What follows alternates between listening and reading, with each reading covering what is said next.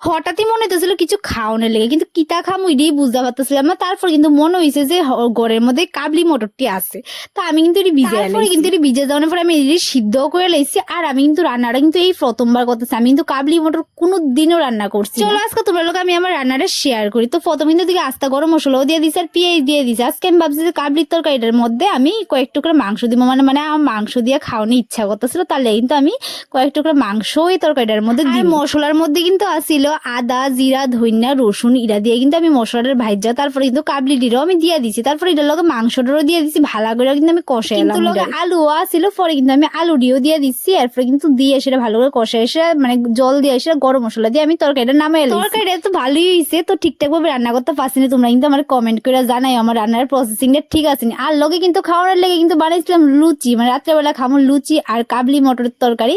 তো কিন্তু আমি লুচিটি ভালো করে বেলে দিতেছিলাম আর আমার জামাই কিন্তু বাইর জ্বালাইতেছিল। তারপর কিন্তু দেখা যায় প্লেটটা সাজিয়ে দিছে আমার খাওয়ানোর লেগা।